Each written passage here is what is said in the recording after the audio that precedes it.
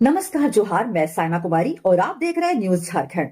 समय हो चला है झारखंड की खबरों को जानने का, उनसे अपडेट होने का। तो चलिए जानते हैं झारखंड की सुबह से लेकर शाम तक की हर खबरों को। लेकिन उससे पहले अगर आप चैनल पे नए हैं तो चैनल को सब्सक्राइब करें ताकि झारखंड की हर छोटी से बड़ी खबर आप तक पहुंचती रहे। झारखंड विधानसभा का 25वां स्थापना दिवस रजत जयंती समारोह का राज्यपाल संतोष गंगवार ने किया उद्घाटन।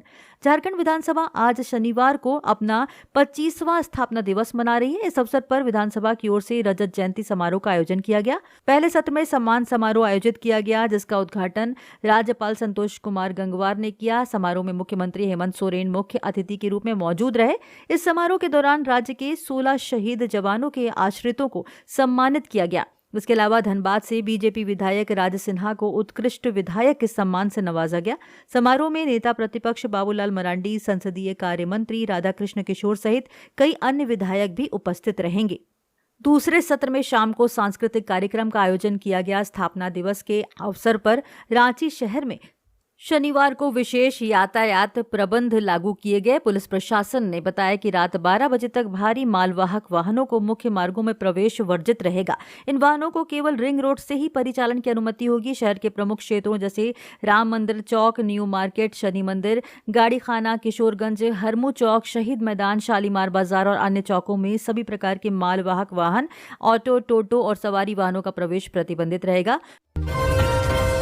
कोडरमा घाटी में रिफाइन लदा ट्रक पलटा, तेल लूटने की होड़ में महिला जख्मी, अस्पताल में भर्ती। पटना जाते वक्त हुआ हादसा।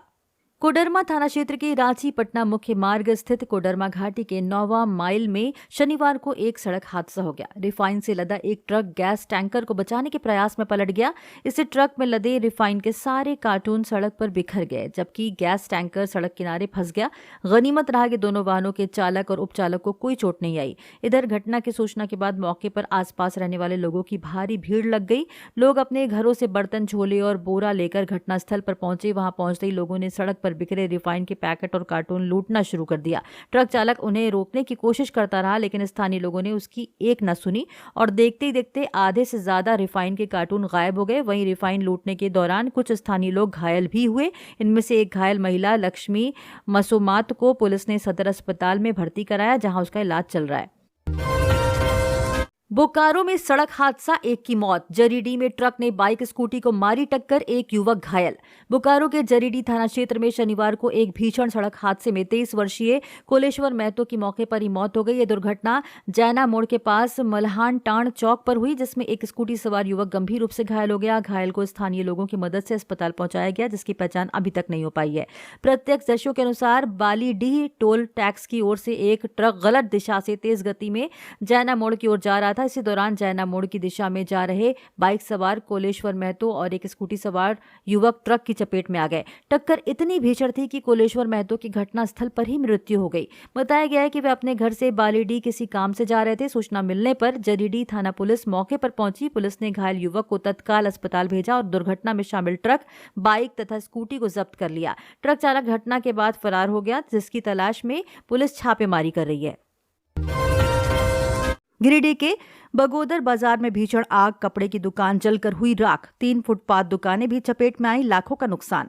गिरिडीह जिले के बगोदर थाना क्षेत्र में आज शनिवार सुबह बगोदर बाजार स्थित टाउन हॉल के पास एक कपड़े की दुकान में अचानक भीषण आग लग गई। प्रत्यक्षदर्शियों के अनुसार आग इतनी तेजी से फैली कि कुछ ही मिनटों में दुकान पूरी तरह लपटों में घिर आई। आग की तीव्रता का अंदाजा इसी से लगाया जा सकता है कि देखते ही देखते कपड़े की दुकान में रखे सभी कपड़े, सिलाई मशीनें और अन्य सामग्री जलकर राख हो गई। प्रारंभिक जांच में आग लगने का कारण शॉर्ट सर्किट बताया जा रहा है। आग लगते ही आसपास अफरा तफरी का माहौल बन गया। दुकानदार अपनी अपनी दुकानें बचाने में जुट गए, लेकिन तेज लपटों की वजह से कोई भी अपना सामान बाहर नहीं निकाल सका। घटना की सूचना मिलते ही बगोदर थाना प्रभारी विनय कुमार यादव पुलिस टीम के साथ मौके पर पहुंचे और राहत कार्य शुरू कराया। मिनटों में धू धू कर जल गई हुंडई कार, बेटे को टाटानगर स्टेशन छोड़ने पहुंचे थे यात्री, कार पूरी तरह खाक। शॉर्ट सर्किट की आशंका।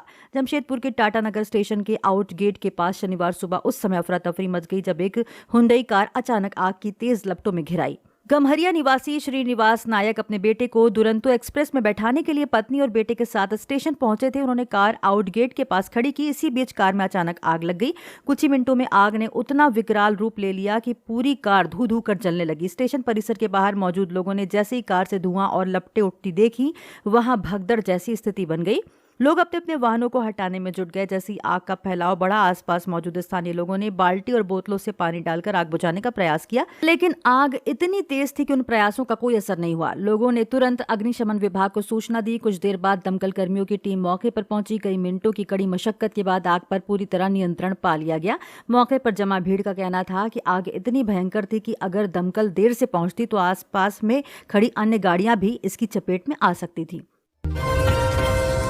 झारखंड में 23 नवंबर से बादल छाने की संभावना। न्यूनतम तापमान में लगातार वृद्धि। सुबह शाम ठंड। झारखंड में मौसम पूरी तरह अस्थिर बना हुआ है। सुबह और शाम की हल्की ठंड लोगों को सर्दी का एहसास करा रही है, जबकि दोपहर में तेज धूप के कारण गर्मी का प्रभाव स्पष्ट दिख रहा है। मौसम विज्ञान केंद्र रांची के अनुसार फिलहाल राज्य में कोल्ड वेव की स्थिति नहीं बनने वाली है, लेकिन न्यूनतम तापमान लगातार ऊपर जा रहा है। बदले मौसम के कारण लोगों की दिनचर्या प्रभावित हो रही है। खास तौर पर बुजुर्ग, बच्चे और बीमार लोग ज्यादा परेशान हैं। मौसम विभाग के अनुसार 23 नवंबर से बादलों की आवाजाही बढ़ेगी, जिससे सुबह शाम की ठंड कम होगी, लेकिन दिन में उमस बनी रह सकती है। शुक्रवार को रांची का न्यूनतम तापमान 13.2 डिग्री सेल्सियस रिकॉर्ड किया गया, जो सामान्य से अधिक है। दूसरी तरफ चाईबासा में अधिकतम तापमान 30 डिग्री सेल्सियस तक पहुंच गया, जो नवंबर में गर्मी का साफ संकेत है। मेदिनीनगर में अधिकतम तापमान 28.8 डिग्री और जमशेदपुर में 29.6 डिग्री सेल्सियस दर्ज किया गया। डॉक्टरों का कहना है कि तापमान में दिन भर हो रहे उतार चढ़ाव से सर्दी, खांसी, वायरल बुखार और एलर्जी के मामलों में तेजी आ सकती है। ऐसे में लोगों को सुबह शाम ठंड से बचाव और दोपहर में धूप से सुरक्षा दोनों पर ध्यान देना चाहिए। मौसम विज्ञान केंद्र रांची के अनुसार राज्य के ज्यादातर हिस्सों में आसमान साफ रहेगा। सुबह के समय हल्की ठंड का असर दिखेगा, जबकि दोपहर में धूप निकलने से गर्माहट बनी रहेगी। मौसम विशेषज्ञों का कहना है कि फिलहाल बारिश की कोई संभावना नहीं है और मौसम शुष्क ही बने रहने का अनुमान है। आजीविका कर्मचारियों का अनिश्चितकालीन धरना दूसरे दिन जारी। राज्य सरकार पर अनदेखी का आरोप। झारखंड राज्य आजीविका कर्मचारी संघ के कर्मचारियों ने पाकुड़ के बाजार समिति के समीप शुक्रवार से अनिश्चितकालीन धरना प्रदर्शन शुरू कर दिया है। धरना प्रदर्शन का आज दूसरा दिन है। कर्मचारियों ने राज्य सरकार पर आरोप लगाते हुए कहा है कि केंद्र सरकार उन लोगों को राष्ट्रीय मिशन प्रबंधन इकाई के तहत पर्याप्त सुविधा देने का निर्देश दिया है, लेकिन राज्य सरकार उसे लागू नहीं कर रही है, जिस कारण उन लोगों को समान काम के बदले समान वेतन सहित केंद्र सरकार के कर्मचारियों की तरह सुविधा नहीं मिल रही है।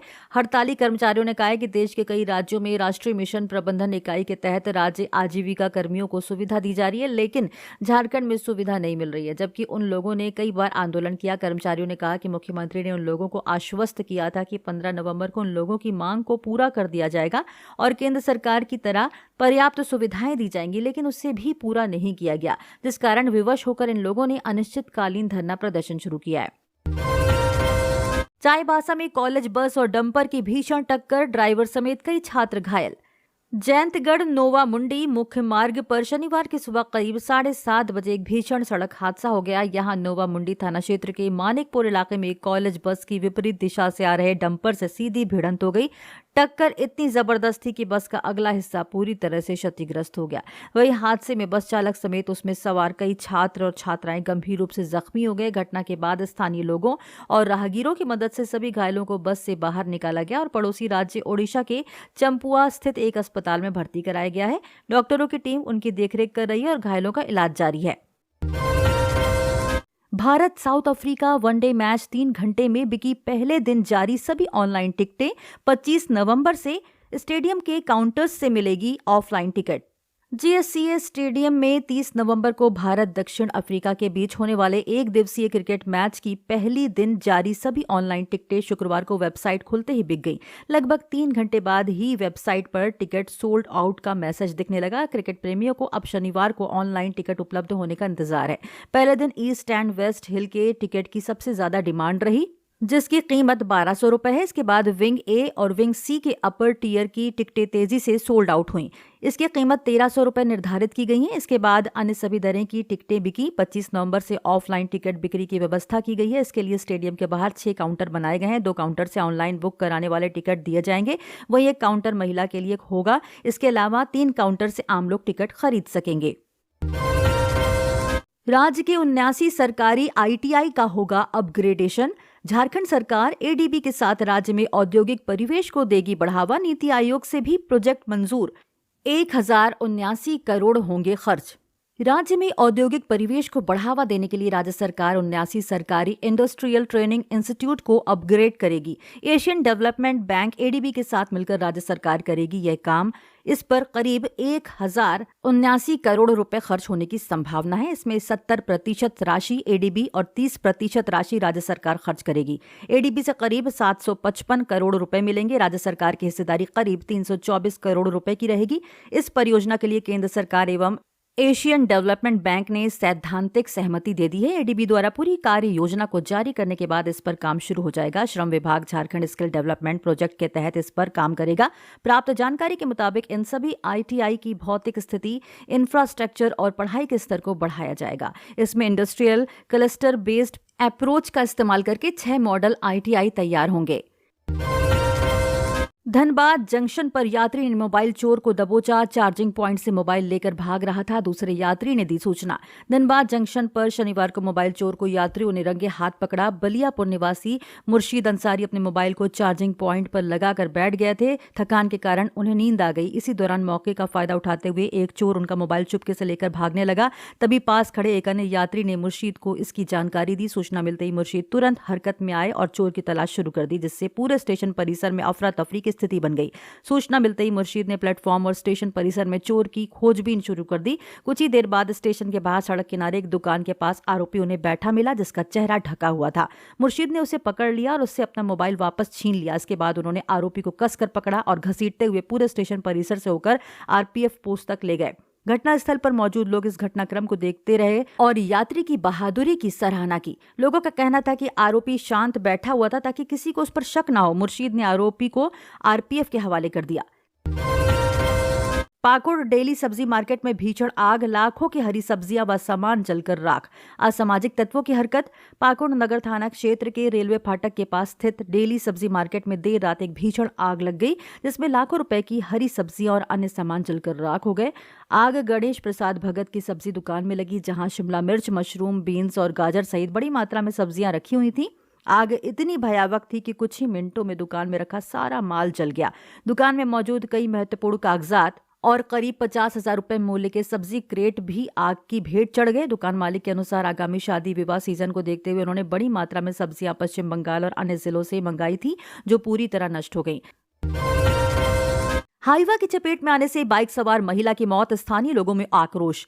पाकुड़ नगर थाना क्षेत्र के शहरकोल स्थित मुख्य सड़क पर बीती रात लगभग 1 बजे मोटरसाइकिल को तेज रफ्तार से आ रही हाईवा ने जोरदार टक्कर मार दी। इस हादसे की चपेट में आने से मोटरसाइकिल पर बैठी एक महिला की मौके पर ही मौत हो गई। मृतक महिला का नाम 26 वर्षीय शांति सोरेन बताया जा रहा है। वहीं अंधेरे का फायदा उठाकर हाईवा चालक गाड़ी छोड़कर फरार हो गया। मृतक महिला नगर थाना क्षेत्र के गोकुलपुर गांव में किराए के घर में रहकर अपने बच्चों को स्कूल में पढ़ाती थी। स्थानीय निवास पाकुड़ जिले के लिट्टीपाड़ा थाना क्षेत्र के शहरपुर गांव बताया जा रहा है। वहीं स्थानीय लोगों ने आक्रोश में गाड़ी का शीशा तोड़कर पूरी तरह से क्षतिग्रस्त कर दिया। लोगों का कहना है कि सड़क काफी खराब है। सड़क पर बड़े बड़े गड्ढे बने हैं और इस रास्ते में हाईवा जैसी बड़ी गाड़ियां तेज रफ्तार से चलती हैं, जिससे आए दिन इस प्रकार की घटना हमेशा होती रहती है। नो एंट्री में लंबी कतार से हाईवा अवैध रूप से खड़े रहते हैं, जिससे आम लोगों तथा छोटी गाड़ी को आने जाने में काफी परेशानी होती है। DSPMU में फीस वृद्धि के खिलाफ तीसरे दिन भी आंदोलन जारी। छात्रों ने किया तालाबंदी प्रदर्शन। डॉक्टर श्यामा प्रसाद मुखर्जी विश्वविद्यालय DSPMU में फीस वृद्धि के विरोध में तीसरे दिन भी आंदोलन जारी है। अंडर ग्रेजुएट और पोस्ट ग्रेजुएट के छात्र शनिवार सुबह 8 बजे से विश्वविद्यालय परिसर में तालाबंदी कर धरना प्रदर्शन कर रहे हैं। आंदोलन के कारण पूरे कैंपस में पढ़ाई ठप है और छात्र प्रशासन के खिलाफ जमकर नारेबाजी कर रहे हैं। छात्रों का आरोप है कि वे कई महीनों से बढ़ी हुई फीस में कटौती और विभाग में बेहतर सुविधाएं उपलब्ध कराने की मांग कर रहे हैं, लेकिन विश्वविद्यालय प्रशासन उनकी समस्याओं को गंभीरता से नहीं ले रहा। वे बताते हैं कि 21 नवंबर को कुल सचिव और DSW ने छात्रों से वार्ता कर तालाबंदी खत्म करने का प्रयास किया, लेकिन छात्रों ने केवल आश्वासनों के आधार पर आंदोलन वापस लेने से साफ इनकार कर दिया। कुल सचिव के अनुसार फीस वृद्धि की जांच के लिए एक कमेटी गठित की गई है और उसकी रिपोर्ट आने के बाद निर्णय लिया जाएगा। हालांकि उन्होंने यह भी स्पष्ट किया कि समिति की रिपोर्ट पर कार्रवाई तभी संभव है जब छात्र तालाबंदी समाप्त करें। जस्टिस डीपी सिंह आयोग को 12 लाख रुपए बकाया मानदेय का भुगतान। जस्टिस डीपी सिंह आयोग को 12 लाख रुपए का बकाया मानदेय का भुगतान कर दिया गया है। इसको लेकर गृह कारा एवं आपदा प्रबंधन विभाग ने राशि आवंटित कर दी है। यह राशि रांची जिला कोषागार से दी जाएगी। झारखंड हाईकोर्ट के आदेश पर वर्ष 2015 में जस्टिस डीपी सिंह आयोग का गठन किया गया था। आयोग ने वर्ष 2020 में रिपोर्ट दी थी, जिसमें 1984 में हुए सिख विरोधी दंगे में रांची, बोकारो, पलामू, जमशेदपुर आदि जिलों में दंगा पीड़ितों को मुआवजा भुगतान करने की अनुशंसा की थी। पूर्व में सरकार की ओर से बताया गया था कि आयोग की अनुशंसा के आलोक में 41 पीड़ितों में से 39 पीड़ितों को मुआवजे दे दिए गए हैं। शादी का प्रलोभन देकर यौन शोषण करने के आरोपी युवक को गिरफ्तार कर बोकारो थर्मल पुलिस ने भेजा जेल। शादी का प्रलोभन देकर युवती के साथ यौन शोषण करने के आरोप में बोकारो थर्मल थाना की पुलिस ने बिहार के पश्चिमी चंपारण निवासी 35 वर्षीय युवक अमन आनंद कुशवाहा को गिरफ्तार कर तेनूघाट जेल भेज दिया। गिरफ्तार युवक के ऊपर बोकारो थर्मल थाना क्षेत्र के ही कथारा की रहने वाली एक युवती ने शादी कर प्रलोभन देकर यौन शोषण करने का आरोप लगाया है। सोशल मीडिया के द्वारा दोस्ती होने के बाद दोनों मोबाइल से लंबी बातें करने लगे। इस संबंध में बोकारो थर्मल थाना प्रभारी सह इंस्पेक्टर पिंकू कुमार यादव ने बताया कि दिनांक 12 नवंबर को युवक युवती के घर कथरा आकर युवती को लेकर फरार हो गया। युवती के परिजन द्वारा थाने में शिकायत करने के बाद युवती की तलाश शुरू की गई और मोबाइल लोकेशन आदि माध्यमों से पुलिस ने लापता युवती को रात्रि में बरामद कर आरोपी युवक के साथ थाना ले गई। गिरफ्तार युवक पहले से शादीशुदा एवं एक बच्चे का पिता है, जिस कारण शादी करने से इनकार कर दिया। वहीं युवती के परिजन की शिकायत पर आरोपी युवक के खिलाफ शादी का प्रलोभन देकर यौन शोषण करने का मामला दर्ज किया गया तथा न्यायिक हिरासत में तेनूघाट जेल भेजा जा रहा है। देवघर में जैप 5 जवान की AK-47 के ब्रस्ट फायर से मौत, गर्दन में लगी 6-7 गोलियां। देवघर जिले के मोहनपुर थाना क्षेत्र में एक दर्दनाक हादसा हो गया। यहां झारखंड पुलिस के एक हवलदार की अपनी सर्विस राइफल AK-47 से गलती से हुए ब्रस्ट फायर से लगातार कई राउंड गोली चलने से घटनास्थल पर ही मौत हो गई। घटना शनिवार की सुबह करीब 11 बजे की बताई जा रही है। मृतक जवान की पहचान जैप 5 के हवलदार शिव पूजन पाल के रूप में हुई है, जो मूल रूप से भभुआ के निवासी थे। जानकारी के अनुसार हवलदार शिव पूजन पाल अपनी AK-47 राइफल की शूटिंग रिंग को चार्ज दे रहे थे। इसी दौरान दुर्घटनावश AK-47 से ब्रस्ट फायर हो गया। राइफल से निकली 6 से 7 गोलियां हवलदार शिव पूजन पाल की गर्दन में लगी, जिससे उनकी मौके पर ही मौत हो गई। हादसे की सूचना मिलते ही मोहनपुर पुलिस स्टेशन की टीम मौके पर पहुंची। पुलिस ने शव कब्जे में लेकर आवश्यक कानूनी कार्रवाई शुरू कर दी है। इस संबंध में आगे की जांच और आवश्यक औपचारिकताओं को पूरा किया जा रहा है। मरीजों के बजाय धान ढुलाई में एम्बुलेंस का इस्तेमाल, वाहन पर लिखा मिला झारखंड सरकार के सौजन्य से। झारखंड में एम्बुलेंस की कमी एक गंभीर समस्या है। मरीजों को समय पर इलाज मिल सके, इसके लिए सरकार ने अस्पतालों के साथ साथ संस्थाओं को भी एम्बुलेंस उपलब्ध कराई है। इस बीच खूंटी जिले में एम्बुलेंस का मरीजों के बजाय सामान ढुलाने में इस्तेमाल करने का मामला सामने आया है। एम्बुलेंस में लंबे लंबे बांस लदे थे और धान लोड करने की तैयारी चल रही थी। दरअसल शुक्रवार को तोरपा प्रखंड के चंद्रपुर में कल्याण विभाग द्वारा संचालित गुरुकुल स्कूल में कल्याण मंत्री का एक कार्यक्रम आयोजित था। हालांकि वह नहीं पहुंचे।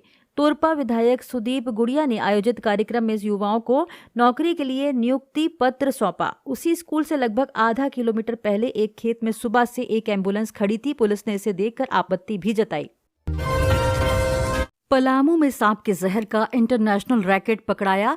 20 केजी पेंगोलिन, शुल्क 1.2 लीटर जहर बरामद, कीमत 80 करोड़, मेड इन फ्रांस की आईडी जब्त। पलामू में वन विभाग और wild life crime control bureau ने वन्य जीव तस्करी के एक बड़े अंतर्राष्ट्रीय रैकेट का पर्दाफाश किया है। रैकेट को पकड़ने के लिए ज्वाइंट अभियान 18 नवंबर से चल रहा था। शुरुआती कार्रवाई छतरपुर पश्चिमी वन प्रक्षेत्र की ओर से हरिहरगंज में की गई। टीम ने औरंगाबाद जिले के देव से एक पिता पुत्र और हरिहरगंज के एक व्यवसायी सहित 3 तस्करों को गिरफ्तार किया है। इनके पास से लगभग 1200 मिलीलीटर सांप का जहर और करीब 20 किलोग्राम पेंगोलिन के शल्क बरामद हुए। अधिकारियों के अनुसार अंतर्राष्ट्रीय बाजार में जब्त जहर की कीमत लगभग 80 करोड़ रुपए और पेंगोलिन शल्क की कीमत करीब 20 लाख रुपए आकी गई है। इतनी बड़ी मात्रा में बरामदगी में यह साफ हो गया है कि तस्करी स्थानीय स्तर पर ही नहीं बल्कि सीमा पार के नेटवर्क से भी जुड़ी है। पहली कार्रवाई के बाद वन विभाग ने गिरफ्तार तस्करों से पूछताछ की। इस पूछताछ के आधार पर रैकेट के अन्य सदस्यों की पहचान हुई। पूछताछ में मिले इनपुट के आधार पर दूसरी छापेमारी की गई।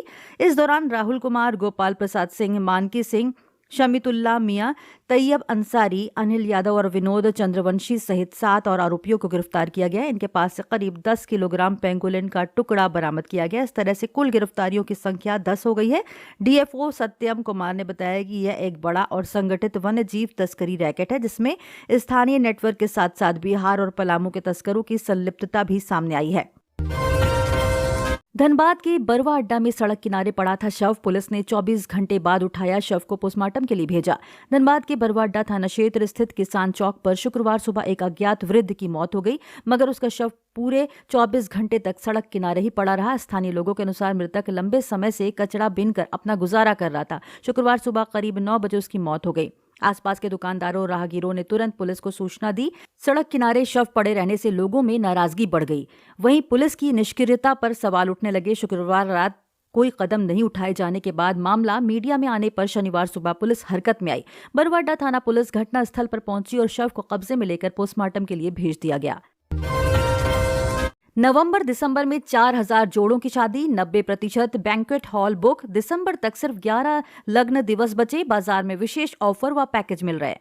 शादी विवाह का सीजन रांची में अपने चरम पर है। ऋषिकेश पंचांग के अनुसार नवंबर और दिसंबर में कुल 13 लग्न दिवस हैं और अब केवल 11 लग्न दिवस बचे हैं। झारखंड चैम्बर की बैंक्वेट हॉल उप समिति के चेयरमैन उत्सव पराशर के अनुसार इस वर्ष लग्न दिवस काफी कम है, जिससे शहर के होटल, बैंक्वेट हॉल और धर्मशालाएं लगभग 90% से अधिक बुक हो चुकी हैं।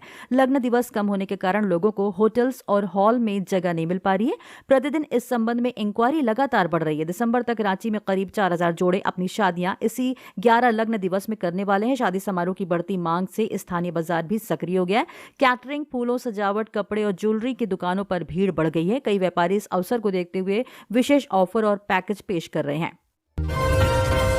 झारखंड बंगाल में 42 ठिकानों पर ईडी की छापेमारी, 10 करोड़ के कैश जेवरात जब्त, 1000 करोड़ रुपए की कोयला चोरी, टेंडर और जीएसटी में गड़बड़ी मामले में ईडी की बड़ी कार्रवाई। करीब 1000 करोड़ रुपए की कोयला चोरी, बीसीसीएल के टेंडर में गड़बड़ी और मनी लॉन्ड्रिंग से जुड़े मामले में ईडी ने शुक्रवार को धनबाद, दुमका और पश्चिम बंगाल के 42 ठिकानों पर छापेमारी की। धनबाद में 17, दुमका में 1 और बंगाल में 24 जगहों को खंगाला गया। छापेमारी में झारखंड में 2.40 करोड़ रुपए कैश, लाखों के जेवरात और जमीन की 120 डीड मिली। वहीं बंगाल में जेवरात और कैश मिलाकर 8 करोड़ रुपए की संपत्ति जब्त की गई। ईडी की टीमों ने सुबह 6 बजे एक साथ छापेमारी शुरू की। धनबाद में एलबी सिंह के सराय ढीला, कुंभनाथ सिंह के कुसुम विहार, दोनों के शिमला बहाल स्थित आवास, संजय खेमका के धनसार स्थित ऑफिस और दुमका में अमर मंडल समेत अन्य स्थानों पर रेड डाली गई। बीसीसीएल के टेंडर में गड़बड़ी के मामले में आउटसोर्सिंग कंपनी एटी देव प्रभा के मालिक एलबी सिंह, कुंभनाथ सिंह और संजय खेमका के घरों पर छापेमारी हुई। वहीं जीएसटी में गड़बड़ी, कोयला तस्करी, अवैध परिवहन व कोयला भंडारण के मामलों में कारोबारी अनिल गोयल, दीपक पोद्दार आदि के ठिकानों पर ईडी ने कार्रवाई की। कोयला तस्करी के सिंडिकेट पर कसता शिकंजा, झारखंड के कई ठिकानों पर कार्रवाई। शुक्रवार को झारखंड में कोयला तस्करों के बीच हड़कंप मच गया जब जांच एजेंसी ईडी ने झारखंड और बंगाल में चल रहे कोयला तस्करी के सिंडिकेट पर बड़ी कार्रवाई की। ईडी की रांची और कोलकाता जोनल ऑफिस के द्वारा की गई संयुक्त कार्रवाई के तहत झारखंड में 18 और पश्चिम बंगाल में 24 ठिकानों पर कार्रवाई की गई। इस टीम ने धनबाद में बड़े कोयला कारोबारी, बीसीसीएल के आउटसोर्सिंग के संचालक और उनके भाई, साथ में एक अन्य कारोबारी और दुमका में एक शख्स के यहां कार्रवाई हुई, जिसमें झारखंड और बंगाल से करोड़ों रुपए नगद के साथ साथ कई डिजिटल एविडेंस और करोड़ों के गहने बरामद किए गए हैं। जांच एजेंसी ने कोयला और बालू तस्करी के अलग अलग मामले में दर्ज पूर्व के कांडों को जोड़कर 4 ECIR दर्ज किए हैं। धनबाद में श्रमिक चौक पर ऑटो और टोटो चालक में सवारी बैठाने को लेकर हाथापाई, पुलिस ने हिरासत में लिया। धनबाद शहर के व्यस्ततम श्रमिक चौक पर शनिवार को ऑटो और टोटो चालक के बीच सवारी बैठाने को लेकर तीखी नोकझोंक हुई। देखते ही देखते बहस हिंसक झड़प में बदल गई। घटना के बाद मौके पर भीड़ जमा हो गई, जिससे यातायात बाधित हुई। घटना की सूचना मिलते ही ट्रैफिक पुलिस के जवान और अधिकारी तुरंत मौके पर पहुंचे। पुलिस ने दोनों पक्षों को शांत कराने और स्थिति को नियंत्रण में लाने की कोशिश की, लेकिन वे एक नहीं सुने। इसके बाद दोनों चालकों को हिरासत में लेकर आगे की कार्रवाई के लिए उन्हें धनबाद थाना भेज दिया गया।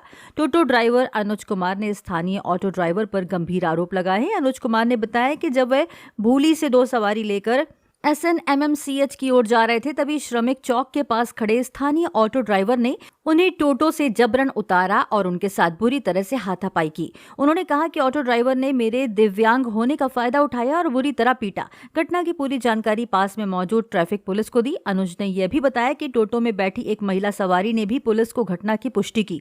पीड़ित ने इस पूरे मामले में धनबाद पुलिस से न्याय की गुहार लगाई है। ई रिक्शा पर पलटा लौह अयस्क से लदा डंपर, मां बेटे की मौत, 5 घायल। सरायकेला जिले के राजनगर थाना क्षेत्र के चालीयामा स्थित रुंगटा प्लांट के 5 नंबर गेट के पास शनिवार तड़के एक दर्दनाक हादसा हो गया। लौह अयस्क से लदा एक डंपर अचानक अनियंत्रित होकर ई रिक्शा पर पलट गया। हादसे में चाईबासा के मकदम बीड़ी निवासी संजय राम टीयू और उनकी मां की मौके पर ही मौत हो गई। संजय की पत्नी और ई रिक्शा चालक जसमीत सुरीन समेत 5 लोग गंभीर रूप से घायल बताए जा रहे हैं। प्रत्यक्षदर्शियों के अनुसार हादसा सुबह करीब 5:30 बजे हुआ। संजय राम अपनी मां और पत्नी के साथ ई रिक्शा से दीपा सई पूजा में शामिल होने जा रहे थे। इसी दौरान तेज रफ्तार डंपर पलटकर रिक्शा को कुचल दिया। रिक्शा में 5 लोग सवार थे। एक व्यक्ति का अभी तक पता नहीं चल पाया।